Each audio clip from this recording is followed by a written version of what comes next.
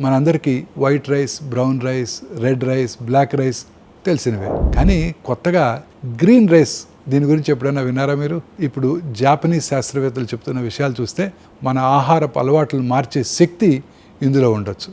దీని గురించి వాళ్ళు చెప్తాను.